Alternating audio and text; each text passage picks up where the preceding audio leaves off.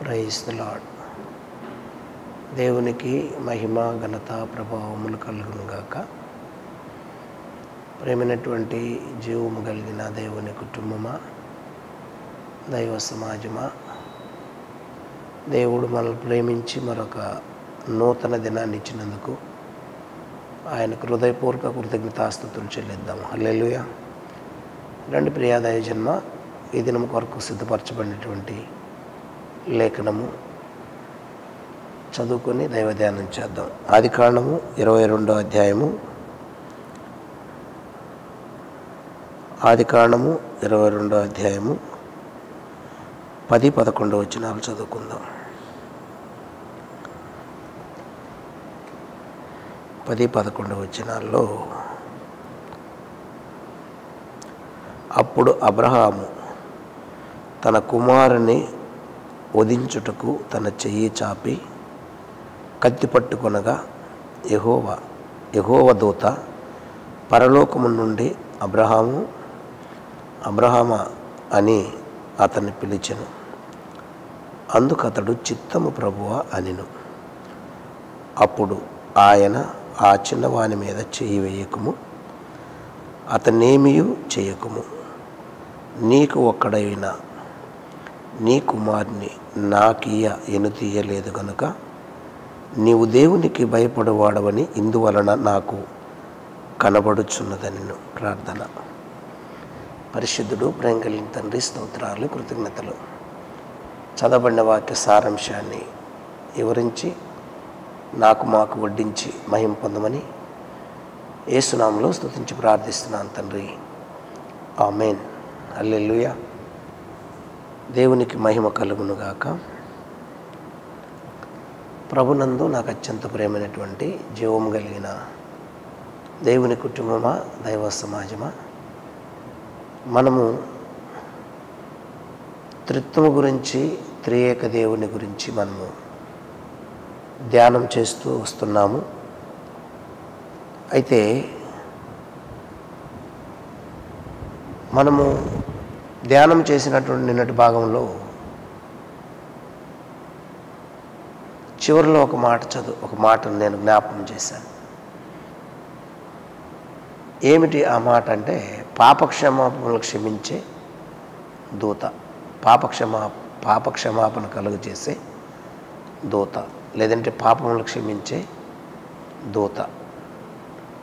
ఎక్కడ కనిపిస్తున్నారు ఆ దూత అంటే, యాజకుడైన యెహోషువ దగ్గర కనిపిస్తున్నాడు అని, తర్వాత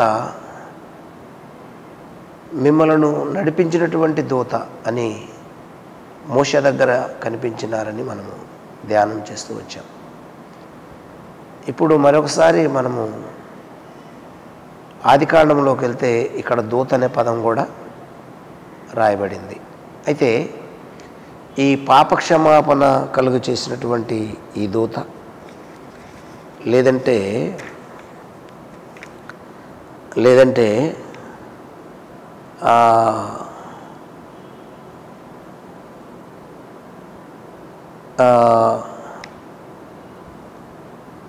మోషే దగ్గరికి వెళ్ళినటువంటి దూత, మోషే ముందు నడిచినటువంటి దూత, మరి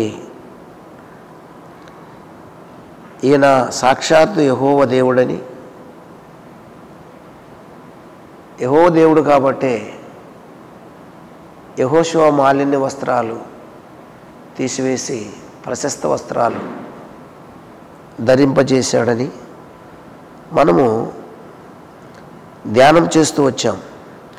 నేను నీ దోషములను పరిహరించుచున్నాను. దోషములను పరిహరించే దేవుడు అలాగే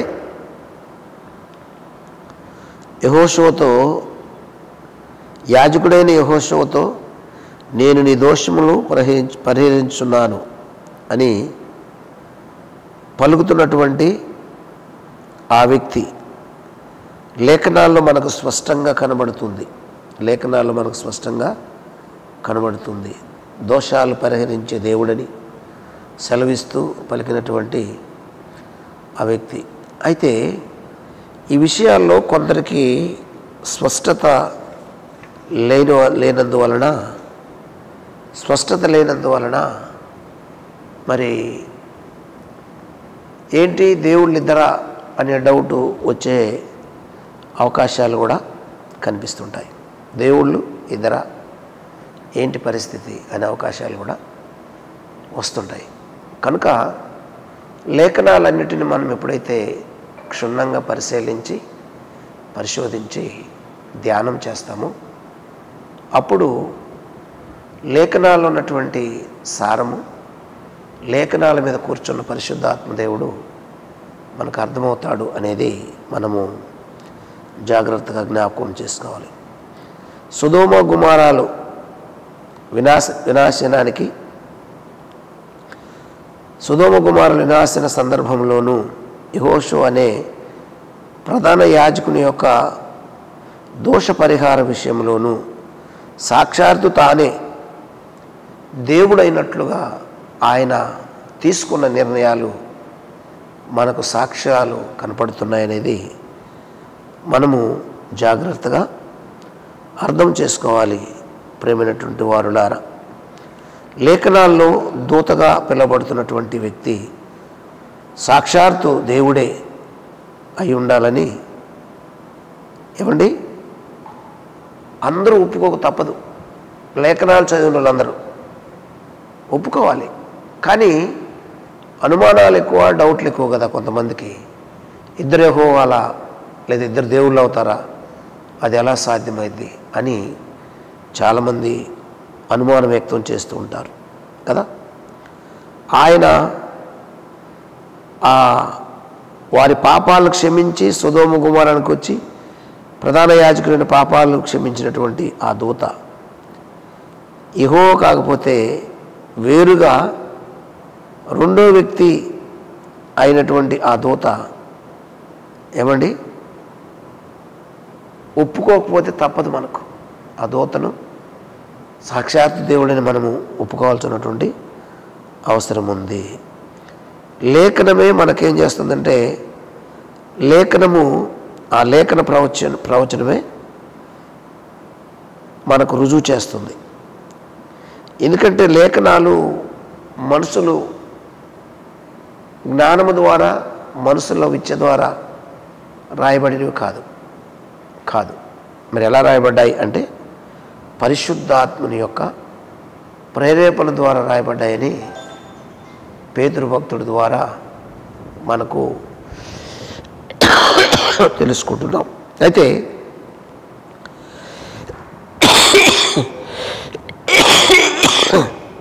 ఇక్కడ మనం గమనించవలసిన విషయం ఏంటంటే ప్రియ దైవజనమా, ఈ ప్రాముఖ్యమైనటువంటి ఈ ప్రస్థానము, ఈ ప్రాముఖ్యమైన సత్యాన్ని చూడడానికి మళ్ళీ మనం అబ్రహాము పొందినటువంటి ప్రత్యక్షతలోనికి రావాలి. ఎప్పుడైతే ఆ ప్రత్యక్షతలోనికి వస్తామో ఈ విషయాలు అర్థమవుతాయి. అందుకే మనము ఆదికాండము 22వ అధ్యాయంలో దేవుడు అబ్రహామును పరిశోధించి దర్శనంలో మళ్ళీ యెహోవా దూతగా ఆయన దర్శనమిచ్చాడు. దర్శనమిచ్చి పిలుస్తున్నాడు. ఏమని పిలుస్తున్నాడంటే, అబ్రహాము తన కుమారుణ్ణి వధించుటకు తన చెయ్యి చాపి కత్తి పట్టుకున్నప్పుడు యెహోవా దూత పరలోకము నుండి అబ్రహామా అబ్రహామా అని అతన్ని పిలిచాడు. ఎవరు అంటే పరలోకము నుండి దూత. ఈ దూత ఎక్కడున్నాడు? ఆ భూమికి వచ్చినటువంటి దూతలు, వారికి దేవుని దూత అని, యెహోవాకు దూత అని పేరుందని మనం ధ్యానం చేసుకున్నాం. ఈయన ఎక్కడున్నాడు అంటే పరలోకమందు ఉన్నాడంట. ఏం చదువుకున్నాము? అప్పుడు అబ్రహాము తన కుమారుని వధించుటకు తన చెయ్యి చాపి కత్తి పట్టుకొనగా యెహోవా దూత, ఇక్కడ అండర్లైన్ చేసుకోండి ప్రియదయ జన్మ, ఇక్కడ 11వ వచనంలో అండర్లైన్ చేయండి. యెహోవా దూత పరలోకము నుండి, యెహోవా దూత పరలోకము నుండి అబ్రహామా అబ్రహామా అని అతన్ని పిలిచెను. అందుకతడు చిత్తము ప్రభువా అనెను. ఏమన్నాడు? చిత్తము ప్రభువా. ఈయన ఎక్కడి నుంచి అన్నాడు? పరలోకం నుంచి పిలిచాడు. అబ్రహాం భూమి మీద ఉన్నాడు. చిత్తము ప్రభు అన్నాడు. చిత్తము ప్రభు అని అబ్రహామును పిలిచి తన కుమారుని నువ్వు బలి ఇవ్వద్దు, ఆపు, నీవు నా మాట విన్నావు కాబట్టి నువ్వు దేవునికి భయపడే వ్యక్తివి అని ఇక్కడ లేఖనాల్లో రాయించినటువంటి మాట. అప్పుడు ఆయన, చిన్నవాని మీద చెయ్యి వేయకుము, అతనేమీ చేయకుము, నీకు ఒక్కడై ఉన్న నీ కుమారుణ్ణి నాకియ వెనుతీయలేదు గనుక నీవు దేవునికి భయపడేవాడవని ఇందువలన నాకు కనబడుచున్నదనను. ఇందువలన కనబడుచున్నది అబ్రహాము, నువ్వు దేవునికి భయపడే వ్యక్తివి, దేవుని మాట వినే వ్యక్తివి నీవు అని ఇక్కడ సాక్షాత్తు యెహోవా దూతగా పిలువబడుతున్నటువంటి యెహోవా ఇక్కడ తెలియచేస్తున్నటువంటి మాట మనకు లేఖనాలు ఇంత స్పష్టంగా మనకు బోధిస్తున్నాయి. ఇకపోతే 15వ వచనం అందులోనే యెహోవా దూత రెండో మారు పరలోకము నుండి అబ్రహామును పిలిచి ఇట్లనెను, నీవు నీకు ఒక్కడై ఉన్న నీ కుమారుని ఎనుతీయక ఈ కార్యము చేసినందున నేను నిన్ను ఆశీర్వదించి ఆకాశ నక్షత్రం వలెను సముద్ర తీరమందలి ఇసుక వలెను నీ సంతానమును నిశ్చయముగా విస్తరింపజేసేదను. నీ సంతతి వారు తన శత్రువుల గవిని స్వాధీనపరుచుకుందరు. ఇది లెక్క. దేవుడు తప్ప మరెవరు చేయలేని పని ఇది. నా ప్రియ దైవ జనాంగమా, ఒక్క మాటను మనం చూస్తే పేతురు పత్రికలో ఒక మాట మనకు కనబడుతుంది. పేతురు పత్రికలో ఇది మనుషులు రాయించిన మాటలు కాదు. పేతురు ఏమైనా సాక్ష్యం ఇస్తాడంటే మొదటి పేతురు మొదటి అధ్యాయము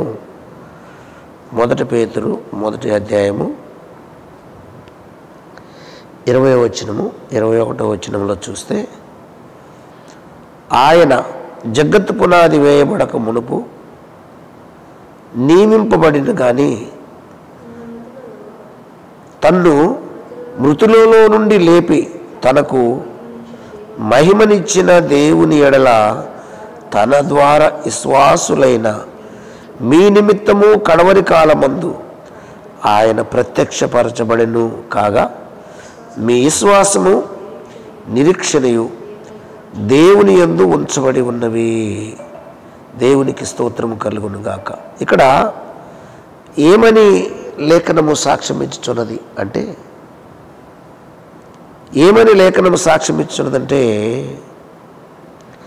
జగత్తు పునాది వేయబడక మునుపు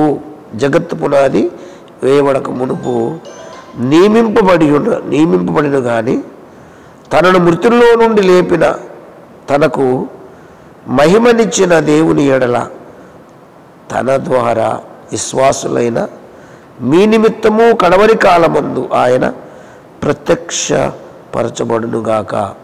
మీ విశ్వాసమును నిరీక్షణయు దేవుని యందు ఉంచబడి ఉన్నాయి.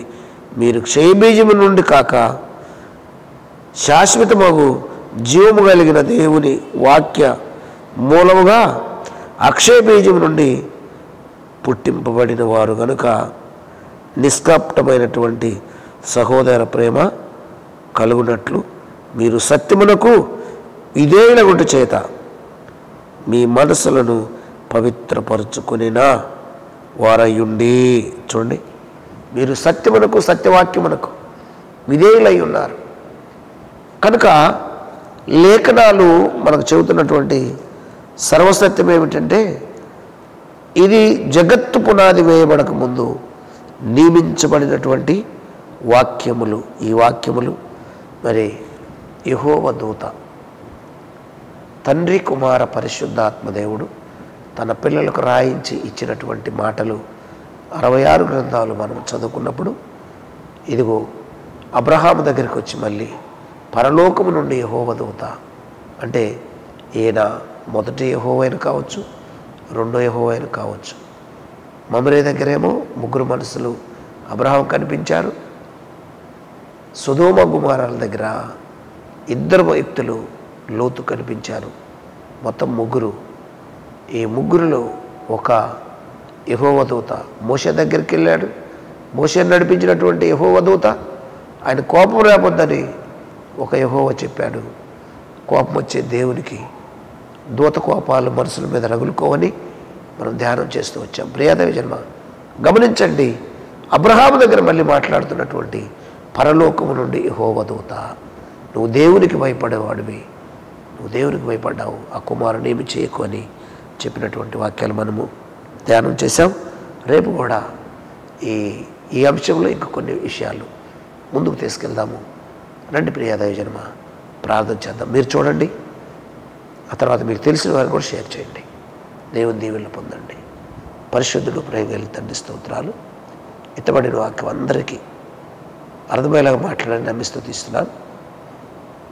నీ బిడ్డల హృదయంలో ముద్రించి అర్థం చేసుకోవటానికి మీ జ్ఞానాభిషేకం ఇచ్చి నడిపించి మహిమ పొందండి, ఫలింప చేయండి. తండ్రి, కుమార, పరిశుద్ధాత్మదేవుడు 3 వ్యక్తులు, 3 ఒకరిలో ఉన్నవారు.